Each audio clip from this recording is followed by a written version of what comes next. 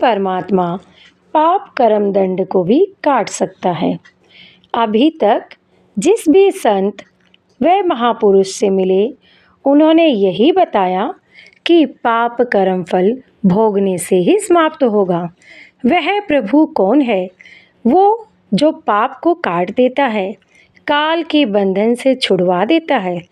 उसका वास्तविक नाम क्या है? पूजा की विधि क्या है?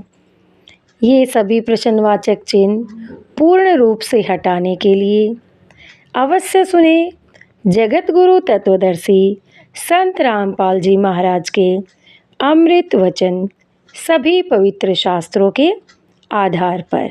सत साहिब। रब का जो दाता है कुल सब का, भजन करो उस रब का जो दाता है सब कुल सब का। भजन करो उस रब का जो दाता है कुल सब का। जो कुल सब का यानी कुल का मालिक है, पूर्ण ब्रह्म है, वासुदेव है, सर्वशक्तिमान है, उस परमेश्वर की साधना कीजिए। उसी की पूजा से, उसी की साधना से आपको मोक्ष प्राप्त होगा।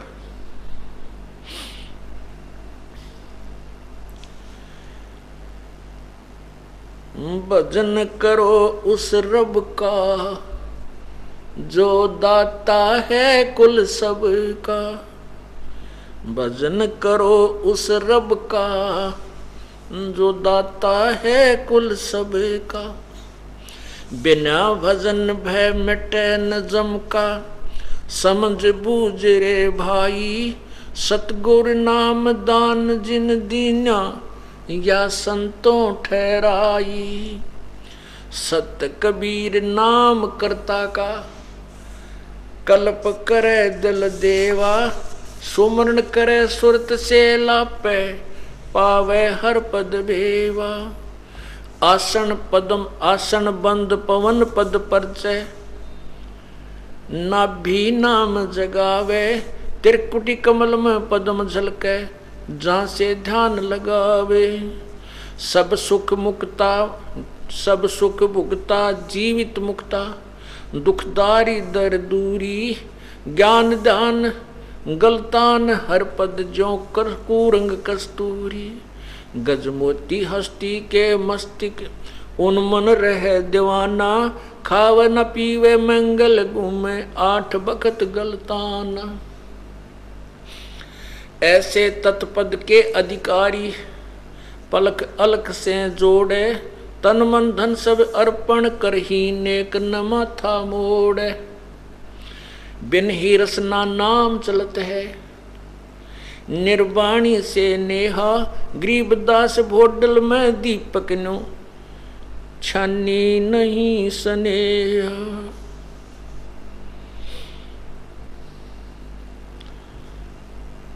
कहते हैं उस परमात्मा की साधना कीजिए जो कुल मालिक है। उसकी साधना के लिए क्या बताते हैं कि बिन ही रसना नाम चलत है, उस निर्वाणी से नेहा। मोक्ष मार्ग के आपका पूर्ण रूप से प्रीति जुड़ जाए, उसके अंदर आपका विशेष प्रेम लग जाए पूर्ण परमात्मा में। और उसके लिए क्या बताते हैं कि तन मन धन सब अर्पण कीजिए, नेक न माथा मोड़े। उस परमात्मा के पाने के लिए तन मन धन कुछ भी अपना पर अर्पण करना पड़े, कहते हैं उसमें हिचकिचाहट नहीं करें। और तन मन धन उसी परमात्मा का दिया हुआ है। वो तन और मन धन कहाँ मांगता है, कब आपसे क्या चाहता है कि कुछ समय परमात्मा के चरणों में अवश्य आइए, उसकी महिमा सुनिए, आपके कल्याण के लिए ही वो बताते हैं। और दान परमात्मा के लिए, अपने कल्याण के लिए कीजिए।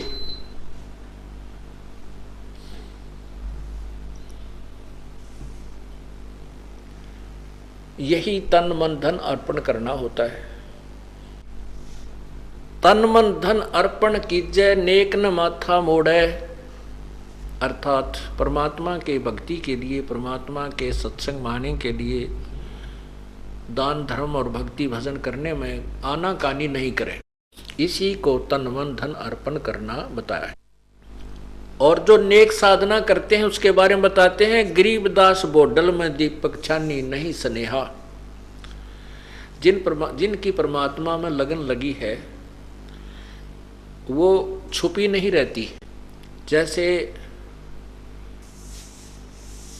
बल्लभ होता है, बल्लभ दीपक, क्योंकि पहले ये बल्लभ ट्यूब नहीं थी, इसके ऊपर यदि हम पॉलीथीन का कोई कागज डाल दें, पॉलीथीन लगा दें, तो भी उसका नूर चमक अवश्य दिखती रहेगी, भले ही थोड़ी दिखे। तो कहने का भाव यह है कि परमात्मा की भक्ति करने वाले छुपे नहीं रहते, उनकी कोई ना कोई ऐसी क्रिया न्यारी ही होती है जो आम समाज से अलग होती है।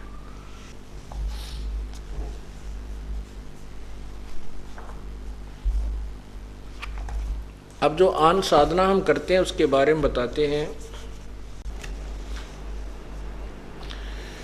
गरीब पत्थर पुजारी जीव हैं ये कलयुग के लोग, या बाण कुटिल छूटे नहीं लाग्या दीर्घ रोग।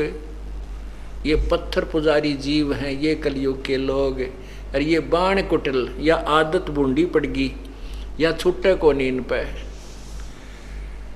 पत्थर पुजारी जीव हैं ये कलयुग के लोग, या बाण कुटिल छूटे नहीं लाग्या दीर्घ रोग। गरीब साधों से ती मस्करी और चोरों संग खुशाल, कौड़ी गए पल्लू बंध्या डार दिया नगलाल। साधों से ती मस्करी, अब जैसे हम बताते हैं ये पूजाएं छोड़ दो जो साधना आप करते हो,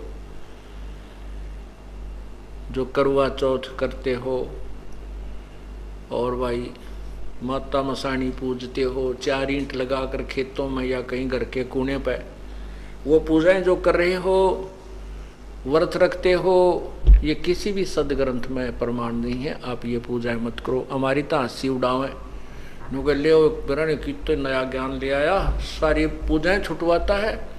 ब्रह्मा विष्णु महेश से भी ऊपर कोई भगवान बताता है। तो क्या बताते हैं कि साधों से ती मस्करी, ये चोरों और खाना बनाता है। खाना बनाने लगा तो चूल्हे में लकड़ी ला रखी थी इसी मोटी, और उसके साथ छोटी छोटी लकड़ियां एडिशनल और लगाते हैं ताकि वह आग बढ़े जा। सारा खाना बना लिया उसने अपना भोजन और स्वयं बनाया था, तो वह लकड़ी जड़ती जड़ती जब उसके सामने आई, बीच से लकड़ी थोथी थी, और उसमें देखा कि वह पाछे तक काली हो रही सारी चीटियां थे, उसमें से कीड़ियां निकल रही चीटियां, और अपने बच्चे मुंह में ले रही अंडे, और कुछ उसका मां जो बाहर लकड़ी के पीछे एक गर्म होने से एक विशेष पदार्थ छोड़ देती वह लकड़ी, और वो पानी सा इतना उबल रहा होता है और उसमें पड़े और उसके सामने पटर पटर जैसे चटक पटक होकर मर रही हैं। और उसने देखा उत्तरे की धर्मदास के विचार आया कि या तो कम से कम 3 फुट की लकड़ी थी और इसमें सारी में ये कीड़ी थी, तने तो जुल्म कर दिया, इतने प्राणी मार दिए। मेरे ख्याल भी नरक भी परमात्मा ने न्यारा बनाना पड़ेगा मेरी खातिर। ओए होए होए। अब के विचार करा, क्योंकि आस्था परमात्मा में बहुत गणी थी। ईश्वर ने विचार अब मतलब वो प्रेरणा आई सद्भावना पूर्वक कि आज मैं इस अन्न को नहीं खाऊंगा, इस सारी भोजन को बात को किसी महापुरुष को खिला दूंगा, संत को, मेरे पाप कट जाएंगे, मेरा पीछा छूटा, मैं नहीं खाऊं इसको आज। अब उस अन्न को लेकर उस थाली में धरके और चलता है। सामने बंदी छोड़ कबीर साहब एक जिंदा रूप में बैठ जाते हैं, जो ऊंचा सा टोप, दाढ़ी बड़ी हुई, और वहां पर बैठ जाते हैं आके। एक वृक्ष के नीचे धर्मदास ने सोचा महाराज जी वो बैठे, लेकिन वो शकल वो नहीं थी जो पहले दिन वार्ता हुई थी। धर्मदास ने जाकर नमस्कार किया और उनके आगे वो भोजन की थाली धर दी। महाराज जी भोजन पाओ, लगे है आपने भूख लगी है। कहा भाई भूख का टाइम हो रहा है, 10 बज गए दोपहर सुबह के, भूख तो लगी धर्म भगत जी। हाँ, धर्मदास नाम कहा महाराज जी ने कि धर्मदास भूख तो बहुत लगी हुई सब आई। अब उन्होंने सोचा धर्मदास का है, ये यूं क्यों मेरा नाम जान गया। फिर ने सोची हो सके है तीर्थ पाया होगा, किसी ने मुझे पुकारा होगा, इसने याद कर लिया होगा। ये मन बड़ा उस्ताद सा, जल्दी सी ठिकाना बात ना आउन नहीं दे। तो कहने लगे भोजन पालो महाराज जी। अकलिया भैया महाराज जी ने वो ऊपर का जो छालना सा ऊपर डाल रखा था कपड़ा वो उठा दिया, हटा के लोटे में अपने मत पानी लेके ऐसे कोई मंत्र सा बुदबुदाया और छींटे मार दिए। वो सारी की सारी सब्जी और रोटियां की कीड़ी बन गई, चीटी बन गई और काली थाली होगी कतई। और नो निकलने बेचारी वो अपने बच्चे मुंह में लेकर नो बोला धर्मदास तेरे तक कसाई भी चोखा, इतने पाप के भोजन को और मुझे खिलावे और रोज तू प्रतिदिन खावे। और फिर उसी स्वरूप में आगे जो पहले दिन वार्ता करी थी, तू क्या कहे था मैं जीव हिंसा नहीं करता, इतनी जीव हिंसा यहां पर होती है भगत जी तेरे पर गिने भी को ना जा, और इतना पाप तेरे सिर पर धरते था यू काल बली, और बहका रखा तुम्हारे को कि तुम पुण्य कर रहे हो। पुण्य थोड़े और पाप गणे। धर्मदास तो चरणा में पढ़कर रोएगा, छोड़ जाए को नहीं, छोड़ जाए को नहीं। महाराज जी कहते हैं सुन भाई मैं खुद स्वयं परमात्मा हूं, पर नो विश्वास हुआ क्यों करे, क्यों नहीं हुआ, क्योंकि हमारे अंदर ज्ञान ऐसा गढ़ रखा कि परमात्मा आकार में आता है को ना, उसकी परिभाषा न्यारी है, उसका तो रूप ही कुछ और है, वो तो देखा ही नहीं जाता। जब परमात्मा का आकार नहीं तो देखोगे क्या, जब उसका आकार मानते ही नहीं, आकार बिना दिखे के अगला समाधि लाओगे, समाधि क्या खातिर लाओगे, परमात्मा को निराकार मानो फिर देखने खातिर समाधि लाओ, तो दोनों बात कैसे बने, दिखेगा तो प्रेमी आकार में आना पड़ेगा, उसने ना कोई ना दिखाई दे। समाधि क्या होती है थोड़ा वर्णन करेंगे अभी आगे चल के, अभी ये प्रकरण पूरा करते हैं। धर्मदास जी को महाराज बताते हैं सुन भाई बेटा खड़ा हो, नो रोवा मत ना, बात सुन मेरी ध्यान पे। कबीर साहब ने जब कहा मैं परमात्मा हूं, धर्मदास ने बोला महाराज जी यह बात मेरा जचती को ना। क्यों नहीं जचती, आप रोटी भी खाओ, आप पानी भी पियो और चलते फिरते नजर आओ, और मनुष्य कैसे दिखो, मैं क्यों कर मानू आप भगवान हो। बंदी छोड़ कहते हैं हम साहेब सतपुरुष हैं, कबीर साहब बोले मैं पूर्ण परमात्मा सतपुरुष हूं, हम साहेब सतपुरुष हैं, ये सब रूप हमार ये हमारे द्वारा ही बनाए गए हैं, ब्रह्मा विष्णु महेश और तुम सब जीव वहीं से आए थे भाई। जिंद कहे धर्मदास से तुम सत शब्द गनसार, गगन सुन में धाम है अवगत नगर नरेश, अगम पंथ कोई ना लखे ये खुद शंकर शेष। हमारा जो स्थान है ना वो बहुत दूर है, ना शिवजी ने पा लिया, ना ब्रह्मा ने पावे, ना विष्णु ने पावे, हम विधि बताओ भाई न्यों पावे, और आम व्यक्ति भी जा सके, भाई भी जा सके, बहन भी जा सके, और बूढ़ा भी जा सके। जब हमने 10 मंजिल की इमारत में जाना है, 10 मंजिल की मकान पर ऊपरली छत पर पहुंचना है मंजिल में तो कोई तो पीछे से चढ़ रहा है, कोई बराबर से चढ़ रहा है, और कोई सामने से लटक रहा है, कोई झांकी तक पहुंच गया एक मंजिल में, वहां से दड़ पड़ा। ये रास्ता उस वहां तक पहुंचने का नहीं है। अगर किसी के पास चाबी है वो मालिक आवे और अपने महल में ताला खोले और जीने में कह बूढ़ा ठेरा लूला लंगड़ा सहज सहज दूर पहुंच जावे। इसी प्रकार विधि ठीक हो परमात्मा पाने की तो आम व्यक्ति गृहस्थी सबसे पहले पार हो सकता है। अगर परमात्मा वही लोग पावे जो जंगल में बैठ जाते हैं तो हम क्या खातिर बाट देखें, फिर किस लिए गीता के पाठ न करते हैं, किस लिए हम राम राम कर रहे हैं, तो हमारा तो नंबर है कोई ना वक़्त देवी। तो गरीबदास महाराज ने, कबीर साहब ने यही भ्रम तोड़ा, भाई इस अंधेरे न हटा दो। परमात्मा पाने के लिए कितने भी संत वो सब गृहस्थी भी पार हुए हैं। जैसे दरो को पार मानते हो और प्रहलाद को पार मानो। दरो ने 5 साल की आयु में, 5.5 साल की आयु में परमात्मा पाया, उसके बाद शादी करवाई 16 साल की आयु में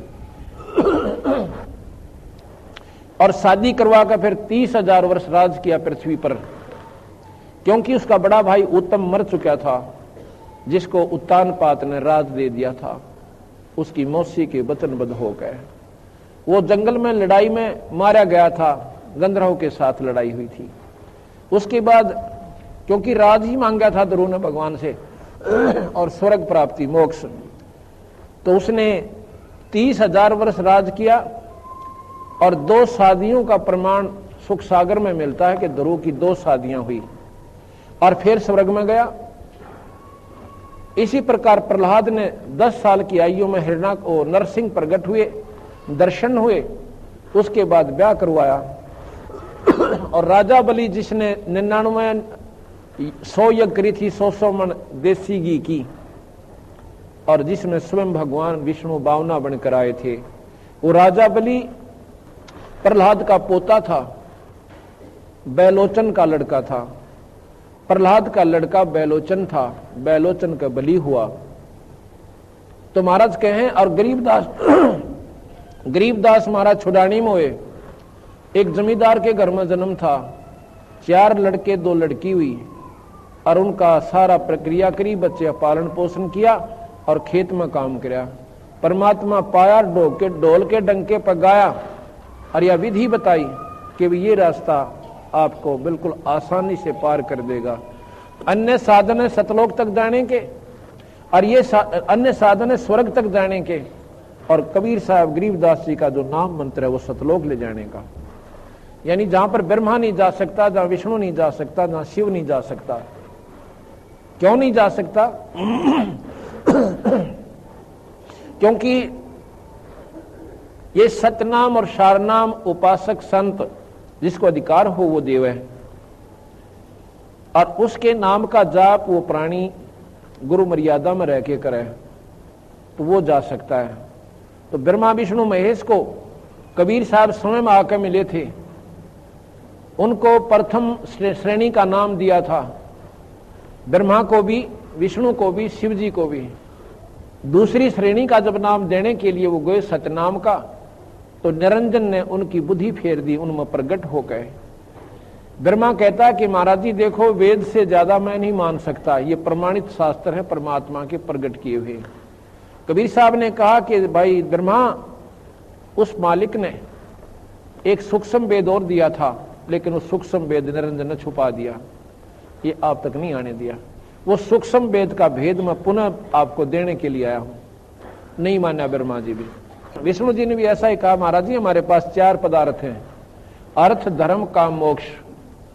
उसके किए कर्म का, धर्म धार्मिक कर्मों में रुचि बढ़ा दें, क्योंकि गीता जी के ज्ञान से, रामायण महाभारत के पाठ से अंतःकरण साफ हो जाता है, भक्ति करने में रुचि बढ़ जाती है, काम मनोकामना पूर्ण हो, और मोक्ष कहते हैं स्वर्ग प्राप्ति कर दें। अंतिम यहां का स्वर्ग है 21 ब्रह्मांड तक। इसी प्रकार शिव जी को कहा, शिव जी ने भी, वैसे महाराज का आदर बहुत किया शिव भगवान ने कबीर साहब का, लेकिन ये बात आगे स्वीकार नहीं करी। कहते हैं जी ब्रह्मा जी ने बताया वेदों में, ओम तो बड़ा मंत्र नहीं, और निरंजन से ऊपर भगवान नहीं, ब्रह्म से ऊपर कोई शक्ति नहीं। अच्छा भैया कोई बात नहीं। तो इस प्रकार जब तक सारनाम सतनाम नहीं प्राप्त होता, प्राणी पार नहीं हो सकता। गरीबदास जी ने लिखा, हम बैरागी ब्रह्म पद और सन्यासी महादेव, सोहम मंत्र दिया शिव जी को, वो करे हमारी सेव। वो शिव भगवान भी हमारी सेवा करता है। लेकिन आज हम इस स्थिति में हैं कि कबीर साहब को प्रथम तो शक्ति स्वीकार कर करा जी को ना कि इसमें कोई शक्ति है, क्योंकि हम उनको एक कवि, एक दुल्हा, बस इससे आगे स्वीकार नहीं कर पाए। क्यों नहीं कर पाए? क्योंकि उनकी लीलाओं का हमें ज्ञान नहीं हुआ। भगवान राम और कृष्ण, शिव, विष्णु जी को हमने क्यों परमात्मा स्वीकार किया? उनके जीवन चरित्र पढ़े, रामायण के अंदर भगवान राम की महिमा और राम कृष्ण लीला के अंदर भगवान कृष्ण की लीला बचपन से लेकर और आखिर तक हम सुनते चले गए। जो उन्होंने चमत्कार किए, जो उन्होंने लीलाएं दिखाई, उनके द्वारा हम इतने आकर्षित हो गए इनकी तरफ कि ये पूर्ण परमात्मा मान लिए। महाराज ने ये नहीं कहा कबीर साहब ने कि ये परमात्मा नहीं है, ये तीन लोक के भगवान हैं, तीन लोक के साहिब हैं, और तीन लोक के परमात्माओं में जो शक्ति होती है इनमें परिपूर्ण है। कंस जैसे राक्षस को ये खूब मार सकते हैं, रावण जैसे निर्भाग ने ये खूब गढ़ सकते हैं, लेकिन भाई ये जन्म मरण नहीं मिटा सकते, और भाग से ज्यादा नहीं दे सकते और भाग से कम नहीं कर सकते। और कबीर साहब क्या कर सकते हैं, ये भाग बढ़ा भी सकते हैं, ये घटा भी सकते हैं माड़े कर्मों को इनमें, और सतलोक प्राप्ति करवाएंगे, स्वर्ग नहीं जाने देंगे। यजुर्वेद के अंदर भगवान कबीर साहब की महिमा कई स्थान पर गाई गई है। सतपथ ब्राह्मण में, गोपथ ब्राह्मण में 108 श्लोक हैं, जिसमें पार्वती भगवान शिव से पूछे कि भगवान आप किसका ध्यान लगाते हो? आप तो स्वयं महादेव हो, देवों के देव हो, महादेव हो, और ईशन के ईश हो, आप भी ध्यान किसका लगाओ? तो भगवान शिव कहते हैं पार्वती मेरा भगवान कबीर है। वो कहती है कबीर तो हमने पहली बार सुना भगवान, अज्ञा तो गलती खारी दुनिया। ये वो शक्ति है कि इसके बराबर इस ब्रह्मांड में कोई ईश्वर नहीं है। 108 श्लोकों में कबीर नाम की महिमा का न्यारा न्यारा वर्णन आपको वहां पर पढ़ने को मिलेगा। इस प्रकार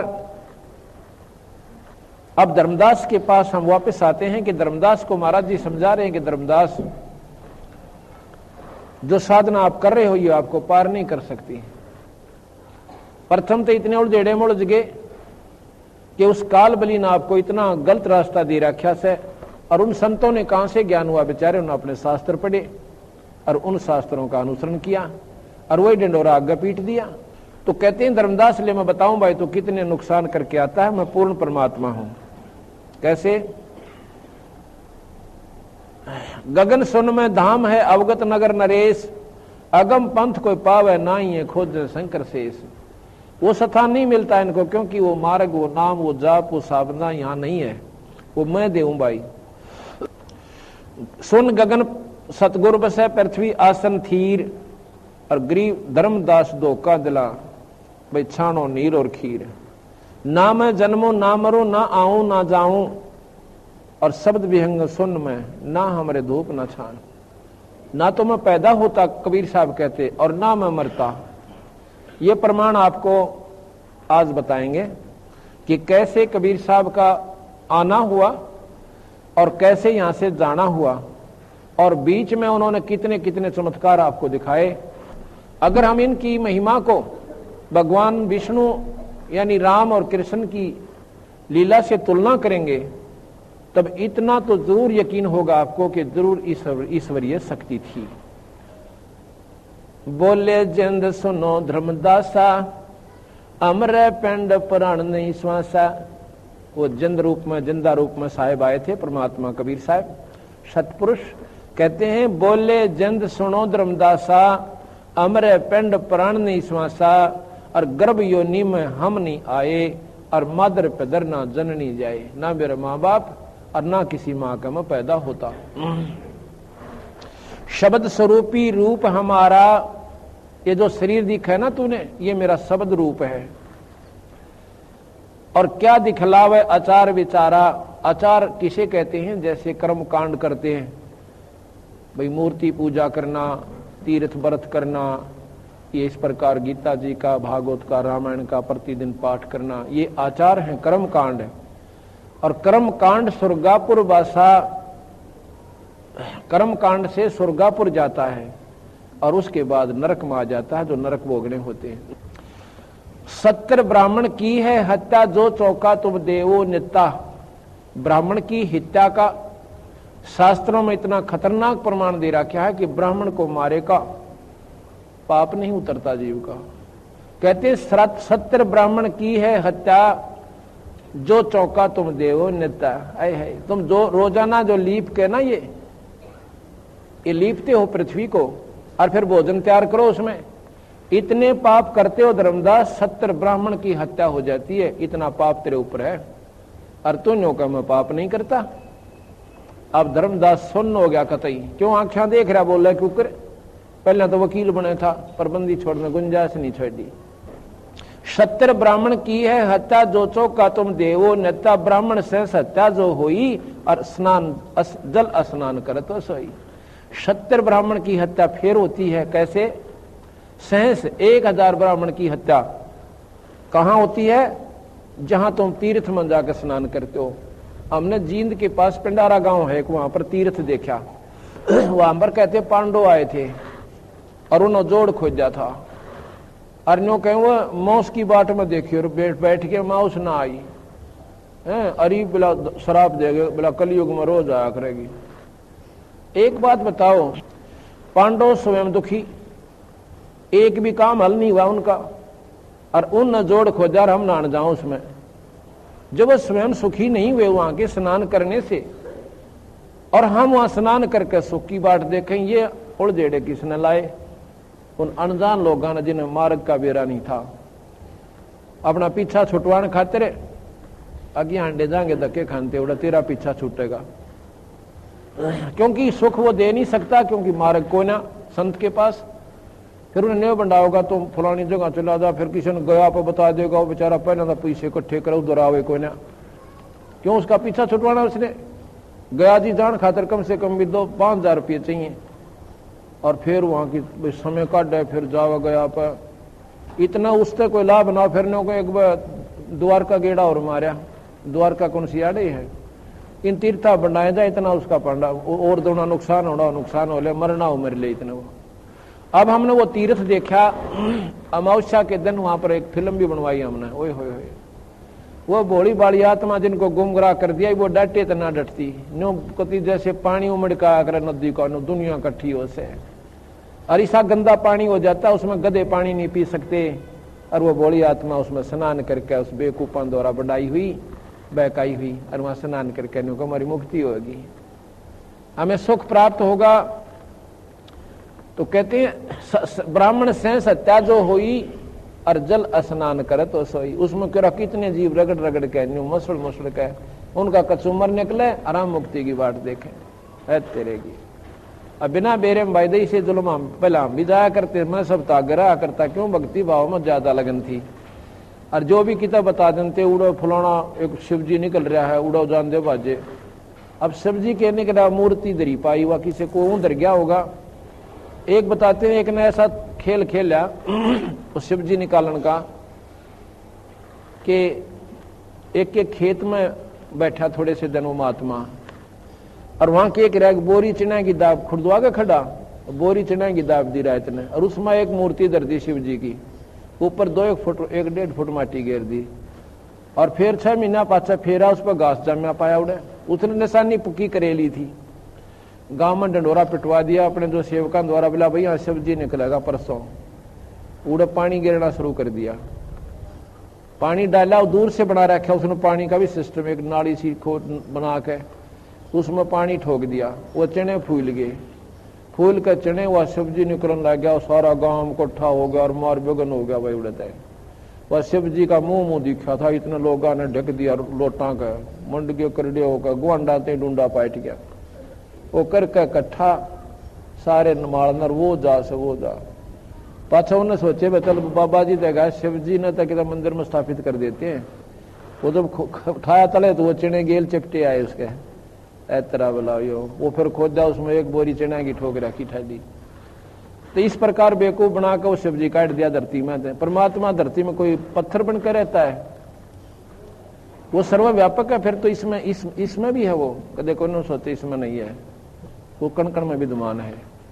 इसलिए उसको पाने का स्थान अपना शरीर है, इसमें मिलेगा और कितना पावा को नहीं। और नहीं तो फिर आकार रूप में राम आए, कृष्ण आए, उनके देखने से कौन पार हो गया। अगर नाम बिना पीछा छूटता हो जीव का, तो भगवान कृष्ण तक कितना देखा था। और सारे पार हो जाते दर्शन से होते तो ये तो नाड़ी आंट पकड़ा रखी हमारे ताई, और हमने को ज्ञान मिला ना इस मार्ग का। ब्राह्मण से सत्या जो होई, जल स्नान करत हो सोई, चौके कर्मी किट मर जाई, सूक्ष्म जीव जो दर्शे नहीं। चौके में लिपो हो ना, इतने जीव हैं जो दिखते भी को ना, और वो कहे सारे मरे हैं और तुम्हारे को बहुत पाप हो से। चौके कर्मी किट मर जाही, सूक्ष्म जीव जो दर्शे नाही, पृथ्वी ऊपर पग जो धारे, कोट जीव एक दिन में मारे, करें आरती संजम सेवा, ये अपराध उतरे ना देवा। हरि बाती पृथ्वी के रंगा, कोट अनंत कोट उड़े पतंगा, तारक मंत्र कोट जपाही, वो जीव हंसा उतरे नाही। ये तारक मंत्र दिया करो, फिर को पाप तारण का मंत्र देता हूँ, राम राम राम राम राम राम, मंड्या रहा बस 1000 माला फेर दे। कहते हैं ये तारक मंत्र कोट जपाही, और वो जीव हंसा उतरे नहीं। अगर राम के नाम तय और पाप कटे तो भगवान राम ने स्वयं दंड भोगना पड़ा उस अपने किए हुए कर्म का। कैसे कि भगवान राम ने सुग्रीव के भाई बाली को मारा था, और उसका दंड उन्होंने भोगना पड़ा। द्वापर युग में आके कृष्ण जी के रूप में आया, और बालिया नाम के एक जी मरने शिकारी ने, जो मच्छियां पकड़ता था, पहले मच्छियां भी पकड़ता था और साथ में दूसरे भी शिकार भी करने जाता था, उससे वो बाली तो जो बाली था वो बालिया नाम का जी अपराधी पारधी बना, और कृष्ण वही राम कृष्ण जी बन काए, उन्हें अपने स्वयं बदला देना पड़ा। तो महाराज कहे कि तारक मंत्र कोट जपाही, ये जीव हंसा उतरे नाही, ऐसा ज्ञान अचम सुनाऊं, पूजा अर्पण सब छुटाऊं। मैं आपको ऐसा मंत्र दे दूंगा भाई, ये सारे ही ना अपने तीर्थ पर जान की आवश्यकता पड़े, और ना ही कहीं आपको किसी प्रकार की अन्य साधना जो व्रत कुछ नहीं करना पड़ेगा। एक नाम देते हैं, इससे आपका बेड़ा पार हो जाएगा। हमने आत्म कल्याण से ही तो मतलब है। जो भी कोई साधना हम कर रहे हैं अपने सुख सुविधा खातिर ही घर में कर रहे हैं, और वो होती भी कोई ना, और न पूज्य में जा रहे हैं। जो नुकसान होना है, ज्यादा पैसे वाला है, लाखों का वजह है, थोड़ा सा उसकी भैंस मर जा हुआ है बतेरी, तो बंदी छोड़ के हमारी शरण में आओ, पहले तुमने यहाँ सुख दूं, इतने सुख दूंगा कि तुम्हारे पर नावड़े कोई ना, गिनने भूल जाओगे।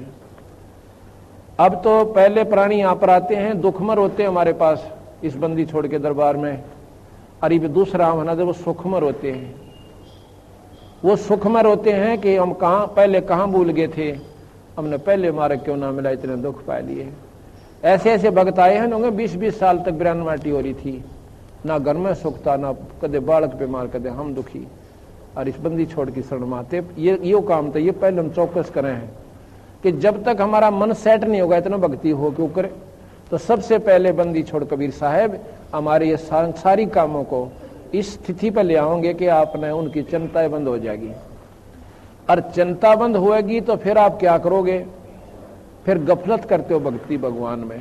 महाराज के हमारा ये उद्देश्य नहीं, फिर गफलत में करोगे भगवान के मार्ग में भक्ति में, तो फिर नुकसान शुरू हो जाएंगे। ये सुख इसलिए देता हूं कि तुम्हारा दृढ़ विश्वास हो हमारे में कि हम जो रास्ता बताऊं सत्य सब आई, और फिर परमात्मा बच के अपना बेड़ा पार करवाओ। सतलोक चलो, वहां पर आपका दोबारा मरण नहीं होगा। स्वर्ग में गए प्राणी दोबारा आते हैं, ये आपने खूब पता है। भगवान कृष्ण भी कहते हैं, गीता जी का ज्ञान भी यही बतावा है कि अर्जुन तेरे मेरे असंख्य जन्म हो लिए, जन्म मरण तो मिटे नहीं। चोले बदलेंगे, कभी कुत्ते बन जाएंगे और कभी सुअर बन जाएंगे, कभी गधे बन जाएंगे, और कर्म अनुसार फिर मनुष्य भी बन जाओगे, पर भाई यह दुर्गति नहीं मिटे। यही माता शक्ति पुराण में कहती है कि हैवग्रीवा तेरा जन्म मरण नहीं मिटा सकती भाई, तेरा मरण तो जरूर होगा। तो उसने केवल मांगा, न्यो बोला जी मुझे ऐसा वर दे दो कि मैं हैवग्रीवताए मरूं। अच्छा भाई तथास्तु। अब भगवान विष्णु को हैवग्रीव का रूप बनाना पड़ा, उस माता के आशीर्वाद को भी रखते हुए। कैसे बनाया, कहते भगवान विष्णु राक्षसों से लड़ लड़कर थक के एक स्थान पर बैठ गया, और अपने तीर की को ऐसे ठोडी पर लगाकर एक पहाड़ी सी पर बैठा था। अब हैवग्रीव का न तंग ने कर दिए देवता, वो माता के पास गए, ना ब्रह्मा के पास गए, शिव के पास गए। नहीं बोले हमारे बस का तो कोई ना है ग्रीवा मारना, इसको तो वरदान है ग्रीव ही मारे। तो कहाँ आए? तो ब्रह्मा जी बोला चलो विष्णु जी से प्रार्थना करते हैं, वो कर सकते हैं इस काम को। विष्णु जी निंद्रा में गणी में। अब सोचा भी इसने उठावे कैसे, उठाओगे तो पाप लगेगा। उन्होंने एक कीड़ा छोड़ दिया उस परतंचा के ऊपर, उस तार के ऊपर जो डोरी थी ना धनुष की। अब किसकी खुड़का होगा चलेगा ना, जब कीड़ा ऐसे ऐसे चलता है वो, तो उसकी आवाज बहुत जोर से होती है उस तार के ऊपर, धनुष के ऊपर। तो महाराज की आंख खुल जाएंगी, हमारा भी नाम ना होगा, नहीं सोचेंगे कीड़ा चढ़ गया था। तो उन्होंने ऐसा ही कर दिया। कहते हो कीड़े ने पहले परतंचा काट दी, वो तार कट गया और कटने से उसका ठोडी ठाडी नाड़ भी कट गई भगवान विष्णु की। वह तो कितना गिरना कहाँ जा पड़ी और शरीर वहां रह गया। इतना आवाज हुई कि सारे ब्रह्मंड गूंज गए। अब सारे घबरा गए, बड़ा चाड़ा पाटा। फिर मां की आराधना करी शेरा वाली की। उसने कहा भाई नो करो, ये उस सर का तो बेराना कित गया, इसके एक घोड़ा का गर्दन काट लियाओ। घोड़े की गर्दन काट लाए और उस विष्णु के सिर पर रख के उनको जीवित कर दिया माई ने, विष्णु जी को, शेरा वाली ने। और वो खड़ा हुआ तो कहने लगा अभी कैसे आए ये व्याख्या। उसने अपना स्वरूप तो ना देखा, पर न्यू तो था सामने कौन कौन खड़े हैं, कैसे दर्शन दिए। तो माई वो कहते हैं कि महाराज जी ऐसे ऐसे बात बन गई है, गरीब नाम का एक राक्षस घना दुखी कर रहा है और आप बिना वो काम कोई नहीं कर सकता। चलो अब उस हैवग्रीव का मतलब है ऊपर गर्दन घोड़े की, तले देवता शरीर। हैवग्रीव माने गर्दन, और ऊपर की गर्दन तो घोड़े की, और ग्रीव माने गर्दन हैव घोड़ा, और नीचे का शरीर दूसरा। तो भगवान जब कृष्ण विष्णु ने वो हैवग्रीव नाम का राक्षस मारा, तो कहने का भाव यह है कि जन्म मर नहीं मिटता। तो इस प्रकार ये पाप इतने बढ़ते चले जाएंगे। और कबीर साहब कहते हैं मैं तुम्हारा जन्म मरण मेटू, पहला तो भाई सबसे पहले इसको खत्म करूंगा और सतलोक ले जाऊंगा। सतलोक में जाने के बाद तुम्हारा दोबारा जन्म मरण नहीं होगा। अब सबसे ज्यादा दुख यहां पर मरने का। आज हम अपने बच्चों के साथ में कितने सुखी हैं? और भाई आप देख रहे हो रोजाना कितनी दुर्दांत घटना हमें सुनने मिले। कलेजा दैल जाता हमारा भी किसी की सुनते हैं कि एक घर के 2 प्राणी एक्सीडेंट में मर गए, और उस घर में के बचा होगा फिर। बाकी सर कूट कूट कर दीवार फोड़ देते हैं और सर फोड़ लेते हैं, पर बनता कुछ को नहीं।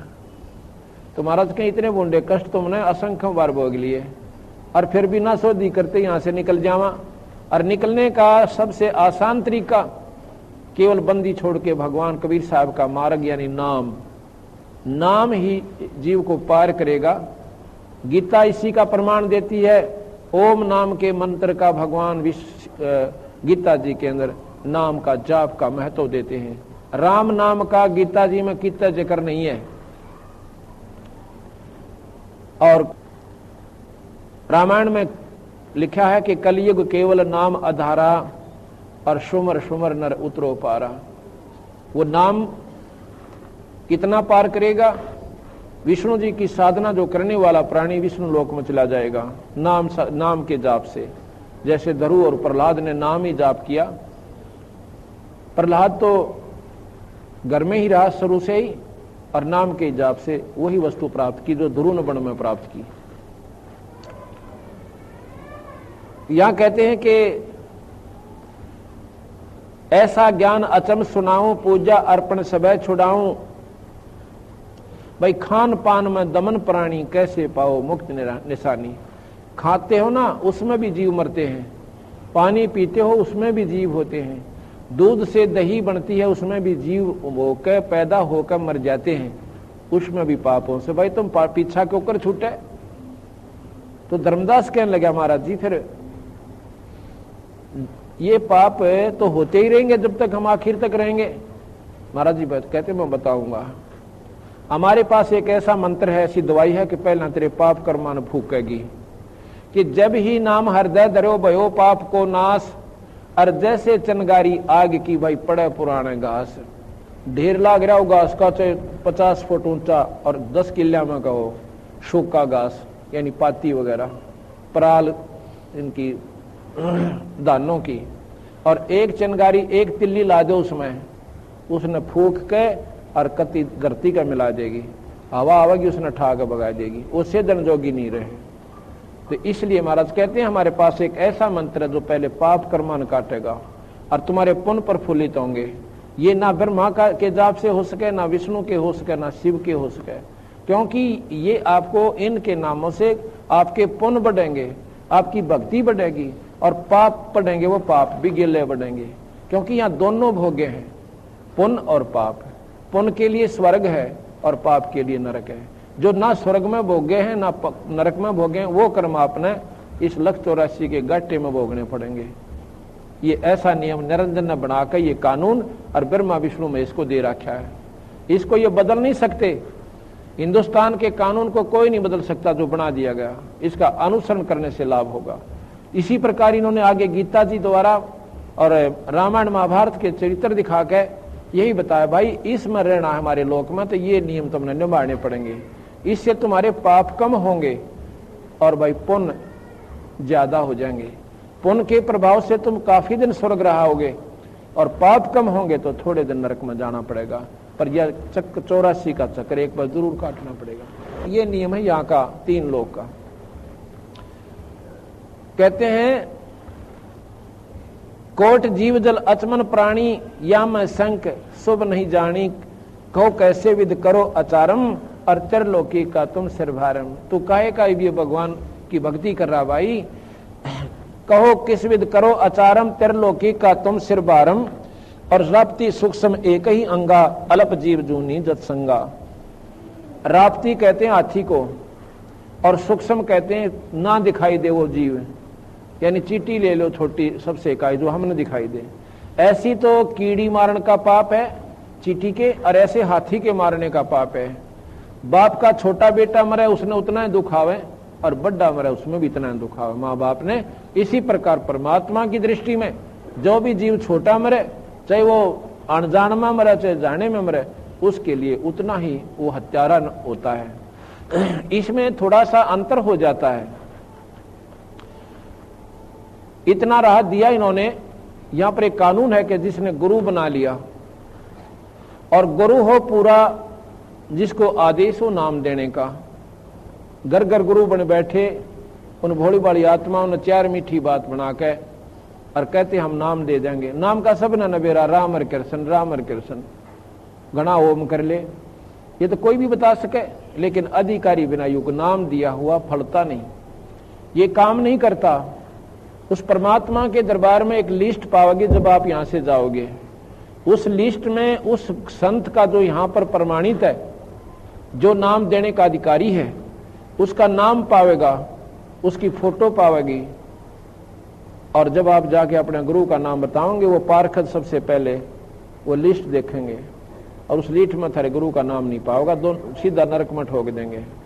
वो नकली पासपोर्ट होगा आपका, उस नकली पासपोर्ट वहां चल नहीं चल सकता। इसी प्रकार जैसे भगवान राम और कृष्ण विष्णु आदि का आपने जाप भी करना है, भक्ति करनी है, तो उसके नुमाइंदे उस संत से नाम लो जिसको नाम देने का अधिकारी गुरु से प्राप्त हुआ हो। फिर उसका जाप करो, डट के विधिवत करो जैसे गुरु बतावे, आप स्वर्ग जाओगे। अब ये बार बार क्यों बताना पड़ रहा है कि स्वर्ग ना हम इतनी बढ़िया चीज माने थे कि इसका बराबर कोई वस्तु है कोई ना। अब उसकी तुलना में जब सतलोक देखा और ये ज्ञान देखा तो वो कुछ भी कौन पाया। उसके सामने इंद्र दा राज, इंद्र स्वर्ग का राजा होता है, और राजा स्वर्ग भोग के इंद्र और गदा बनता है। तो गरीबदास के हैं इंद्र दा राज काग दा बेस्टा, ओए होए होए, काग की बीट है इंद्र का राज, यानी स्वर्ग का राज भी।